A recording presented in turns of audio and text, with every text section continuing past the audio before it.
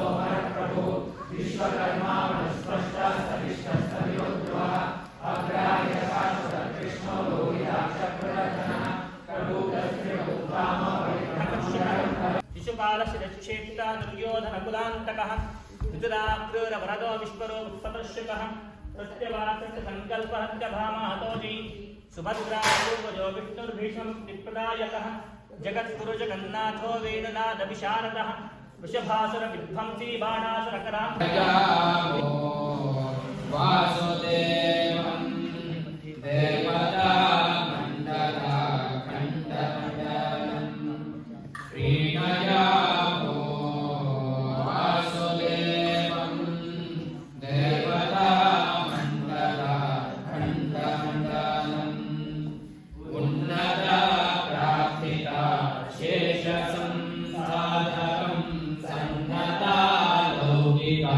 नंदत श्रीधर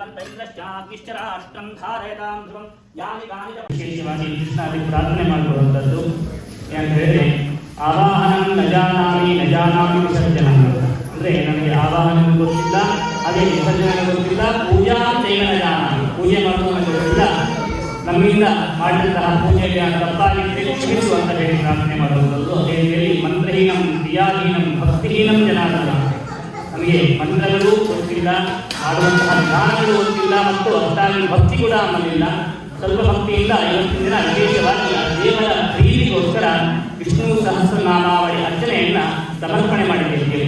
ಯಾಕಂದ್ರೆ ಸರ್ವಂ ಕೃಷ್ಣಾರ್ಪಣ ಮಸ್ತು ಅಂತ, ಎಲ್ಲವನ್ನ ದೇವರಿಗೆ ಸಮರ್ಪಣೆ ಮಾಡಬೇಕು ಅಂತ. ಯಾಕಂದ್ರೆ ನಾವು ಮಾಡಿದಂತಹ ಪ್ರತಿಯೊಂದು ನಾಮಾವಳಿಯಲ್ಲಿ ಪ್ರತಿಯೊಂದು ಅಕ್ಷರಗಳು ಪ್ರತಿಯೊಂದು ಶಬ್ದಗಳಲ್ಲೂ ನಾವು ತಪ್ಪುಗಳನ್ನು ಖಂಡಿತವಾಗಿ ಮಾಡ್ತೇವೆ. ಹಾಗಾಗಿ ಆದಂತಹ ಎಲ್ಲ ತಪ್ಪುಗಳನ್ನು ಸಹಿತ ದೇವರಿಗೆ ಸ್ವೀಕಾರ ಮಾಡಿಕೊಂಡು ನಮಗೆ ಅನುಗ್ರಹವನ್ನು ಮಾಡು ಅಂತ ಹೇಳಿ ಪ್ರಾರ್ಥನೆ ಮಾಡುವಂಥದ್ದು. ವಿಶೇಷವಾಗಿ ಇವತ್ತಿನ ದಿನ ಆ ಎಲ್ಲ ಭಕ್ತಾದಿಗಳನ್ನು ಕೂಡಿಕೊಂಡು ಆ ಕೃಷ್ಣನಿಗೆ ವಿಶೇಷವಾಗಿ ಆ ನಾಮಾವಳಿಯನ್ನು ಸಮರ್ಪಣೆ ಮಾಡಿದ್ದೇವೆ. ಅದರಿಂದ ಆ ಎಲ್ಲ ಕೃಷ್ಣ ಮತ್ತು ರಾಘವೇಂದ್ರ ಸ್ವಾಮಿ ದೇವರು ಎಲ್ಲ ಭಕ್ತಾದಿಗಳಿಗೆ ಪೂರ್ತಿಯಾದಂತಹ ಆರೋಗ್ಯ ಐಶ್ವರ್ಯ ಪೂರ್ವಕ ಅನುಗ್ರಹ ಮಾಡಲಿ ಅಂತ ಈ ಶುಭ ಸಂದರ್ಭದಲ್ಲಿ ಪ್ರಾರ್ಥನೆ ಮಾಡ್ತಾ ಇದ್ದೇನೆ. ಅದೇ ರೀತಿ ವಿಶೇಷವಾಗಿ ಈ ಮುಂದೆ ಬರುವಂತಹ ನಮ್ಮ ಕ್ಯಾಲೆಂಡರ್ ಅಂತ ಹೇಳ್ತೇವೆ, ಕ್ಯಾಲೆಂಡರ್ ವರ್ಷದ ಪ್ರಕಾರ ನ್ಯೂ ಇಯರ್ ಬರ್ತಾ ಇದೆ.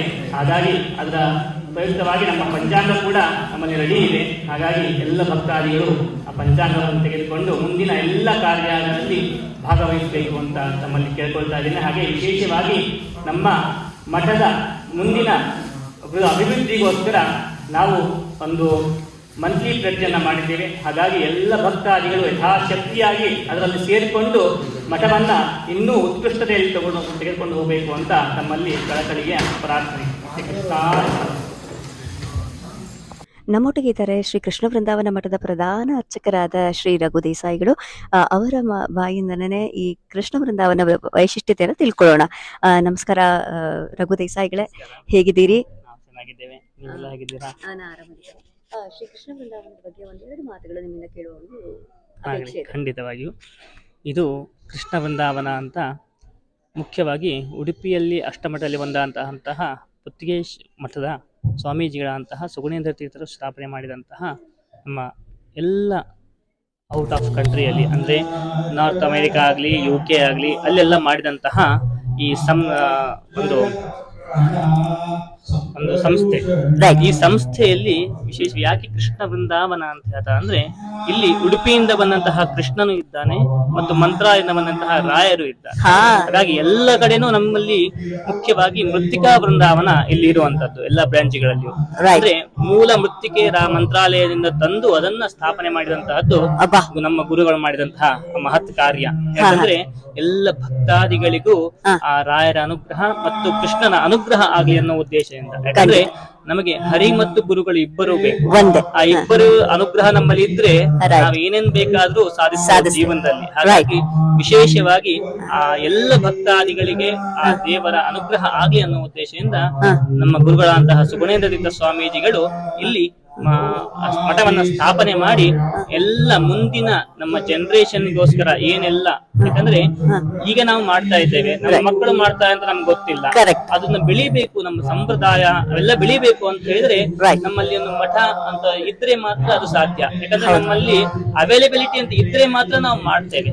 ನಮ್ಮಲ್ಲಿ ಅವೈಲೇಬಲ್ ಇಲ್ಲ ಅಂದಾಗ ನಾವು ಅದನ್ನ ಕ್ರಮೇಣ ಮರಿತಾ ಹೋಗ್ತೇವೆ. ಹಾಗಾಗಿ ಅದು ಆಗಬಾರದು ಅನ್ನೋ ಉದ್ದೇಶದಿಂದ ಸ್ವಾಮೀಜಿಗಳು ಎಲ್ಲ ಭಕ್ತಾದಿಗಳ ಅನುಕೂಲಕ್ಕೋಸ್ಕರ ಮಠವನ್ನ ಸ್ಥಾಪನೆ ಮಾಡಿದ್ದಾರೆ. ಅಲ್ಲಿ ಕೃಷ್ಣ ಮತ್ತು ಮುಖ್ಯ ಪ್ರಾಣ ಮತ್ತು ರಾಯರನ್ನ ಸ್ಥಾಪನೆ ಮಾಡಿದ್ದಾರೆ. ಗುರುಗಳೇ, ಇಲ್ಲಿ ಮಠದ ಸಮಯವನ್ನ ಹೇಳ್ತೀರಿ? ಮಠದ ಸಮಯ, ಭಕ್ತಾದಿಗಳು ಯಾವ ಸಮಯಕ್ಕೆ ಬರ್ಬೇಕು, ಎಷ್ಟು ತನಕ ಮಠ ತೆರೆದಿರುತ್ತೆ ಪ್ರತಿ ದಿವಸ? ಈ ಮಠ ಅನ್ನೋದು ಈಗ ಕೆನಡಾದಲ್ಲಿ ಹೊಸದಾಗಿ ಶುರುವಾಗಿದೆ. ಅಂದ್ರೆ ಹೊಸದಾದಂತಹ ಬ್ರಾಂಚ್ ನಾವು ಶುರು ಮಾಡಿದ್ದೇವೆ. ಅಂದ್ರೆ ಎಷ್ಟು ದಿನ ಒಂದು ಬೇರೆ ರೆಂಟೆಡ್ ಪ್ಲೇಸ್ ಅಲ್ಲಿ ಇತ್ತು, ಈಗ ಒಂದು ಸ್ಥಿರವಾದಂತಹ ಸ್ಥಳ ಕೃಷ್ಣ ಮತ್ತು ರಾಯರಿಗೆ ದೊರಕಿದೆ. ಆದ ಕಾರಣ ಇದು ಎಲ್ಲಿ ಅಂತ ಹೇಳಿದ್ರೆ, ಇದು 14 main street south, George town ಅನ್ನೋ ಏರಿಯಾದಲ್ಲಿ ಈ ಮಠ ನಮ್ಗೆ ಲೊಕೇಟ್ ಆಗಿದೆ. ಹಾಗಾಗಿ ಮತ್ತು ಈ ಸಮಯ ಏನು ಅಂತ ಹೇಳಿದ್ರೆ, ಬೆಳಿಗ್ಗೆ 8 ಗಂಟೆಯಿಂದ ಮಧ್ಯಾಹ್ನ 12 ಗಂಟೆವರೆಗೂ ಮತ್ತು ಸಾಯಂಕಾಲ 5 ಗಂಟೆಯಿಂದ 8 ಗಂಟೆವರೆಗೂ ಈ ಮಠದ ಸಮಯ ಇರ್ತದೆ. ಮತ್ತು ಮಧ್ಯಾಹ್ನ 12 ಗಂಟೆಗೆ ಮಧ್ಯಾಹ್ನಿಕ ಪೂಜೆ ಆಗ್ತದೆ ಮತ್ತು ಸಾಯಂಕಾಲ 7:30ಯಿಂದ 8 ಗಂಟೆಯವರೆಗೆ ಲಾಲಿ ಪೂಜೆ, ರಾತ್ರಿ ಪೂಜೆ ಎಲ್ಲ ನೆರವೇರುತ್ತದೆ. ಪ್ರತಿದಿನ ನೈವೇದ್ಯ ಅನ್ನ ಸಂತರ್ಪಣೆ ಏನಾದ್ರೂ ಮಾಡುತ್ತಾ ಮಠದ ವತಿಯಿಂದ? ಅನ್ನ ಸಂತರ್ಪಣೆ ಇರುತ್ತಾ? ಯಾಕಂದ್ರೆ ಮುಖ್ಯವಾಗಿ ಒಳ್ಳೆಯ ವಿಷಯ ಇದು. ಯಾಕಂತ ಕೇಳಿದ್ರೆ, ಉಡುಪಿಯ ಕೃಷ್ಣ ಅನ್ನೋದೇ ಅನ್ನ ಬ್ರಹ್ಮ ಅಂತ ಹೇಳ್ತಾರೆ. ಹಾಗಾಗಿ ನಮ್ಮ ಅನ್ನದಾನ ನಿತ್ಯದಲ್ಲಿಯೂ ಇಲ್ಲಿ ಯಾರೇ ಬಂದ್ರು ಅವರಿಗೆ ಖಂಡಿತವಾಗಿ ಇರ್ತದೆ, ನಿತ್ಯದಲ್ಲೂ ಇರ್ತದೆ. ಹಾಗಾಗಿ ಅನ್ನ ಸಂತರ್ಪಣೆಗಳು ಯಾವಾಗ್ಲೂ ನೆರವೇರ್ತಾನೆ ಇರ್ತದೆ. ನಾನಿಲ್ಲಿ ರಾಯರ ಆರಾಧನೆ ತುಂಬಾ ವಿಜೃಂಭಣೆಯಿಂದ ನಡೆಯುತ್ತೆ ಅಂತ ಕೇಳ್ಪಟ್ಟೆ. ರಾಯರ ಆರಾಧನೆ ಒಂದು ಬಿಟ್ಟು ಬೇರೆ ಯಾವ ಕಾರ್ಯಕ್ರಮಗಳು ಇಲ್ಲಿ ನಡೆಯುತ್ತದೆ ಗುರುಗಳೇ? ಇಲ್ಲಿ ರಾಯರ ಆರಾಧನೆ ಅಂತ ಅಲ್ಲ, ನಮ್ಗೆ ಎಲ್ಲ ನಾವು ಏನು ಇಂಡಿಯಾದಲ್ಲಿ ಮಾಡ್ತೇವೆ, ನಮ್ಮ ಸಂಪ್ರದಾಯಗಳಿಗಾಗ್ಲಿ ಹಬ್ಬ ಹರಿದಿನಗಳಾಗ್ಲಿ ಯಾವುದೆಲ್ಲ ನಾವು ಮಾಡ್ಬೇಕು ಎಲ್ಲವನ್ನ ನಾವು ಇಲ್ಲಿ ನೆರವೇರಿಸ್ತೇವೆ. ಯಾಕಂದ್ರೆ ನಮ್ಮ ಮುಂದಿನ ಮಕ್ಕಳಿಗೆ ನಮ್ಮ ಸಂಸ್ಕೃತಿಯನ್ನ ತಿಳಿಸಬೇಕು, ನಮ್ಮ ಕರ್ತವ್ಯ. ಹಾಗಾಗಿ ಎಲ್ಲ ರೀತಿಯಂತಹ ಹಬ್ಬಗಳಾಗ್ಲಿ, ಯುಗಾದಿಗಳಾಗ್ಲಿ, ದೀಪಾವಳಿಗಳಾಗ್ಲಿ, ಇದು ಪ್ರತಿಯೊಂದು ಹಬ್ಬಗಳನ್ನ ನಾವು ಇಲ್ಲಿ ನೆರವೇರಿಸ್ತೇವೆ. ಕೊನೆಯದಾಗಿ ನಿಮ್ಮ ಒಂದು ಆಶೀರ್ವಚನ ರಾಯರ ಭಕ್ತರಿಗಾಗಿ ಮತ್ತು ನಮ್ಮ ವೀಕ್ಷಕರಿಗಾಗಿ. ವಿಶೇಷವಾಗಿ ಕೃಷ್ಣ ಮುಖ್ಯ ಪ್ರಾಣದೇವರ ಅನುಗ್ರಹ ಯಾವಾಗ್ಲೂ ಎಲ್ಲರ ಮೇಲೂ ಇರಲಿ ಅಂತ ಪ್ರಾರ್ಥನೆ ಮಾಡ್ತಾ ಇದ್ದೇನೆ. ಯಾಕಂದ್ರೆ ಹರಿಗುರುಗಳ ಅನುಗ್ರಹ ನಮ್ಮ ಮೇಲಿದ್ರೆ ನಾವೆಲ್ಲವನ್ನ ಜಯಿಸೋಕೆ ನಮ್ಮಿಂದ ಸಾಧ್ಯ. ಹಾಗಾಗಿ ಎಲ್ಲ ಭಕ್ತಾದಿಗಳಿಗೂ ಆ ಕೃಷ್ಣ ಮುಖ್ಯ ಪ್ರಾಣ ಮತ್ತು ರಾಘವೇಂದ್ರ ಸ್ವಾಮಿಗಳು ಅನುಗ್ರಹ ಮಾಡಿಕೊಳ್ಳಿ ಅಂತ ಪ್ರಾರ್ಥನೆ ಮಾಡ್ತಾ ಇದ್ದಾರೆ. ಥ್ಯಾಂಕ್ ಯು ಗುರುಗಳೇ.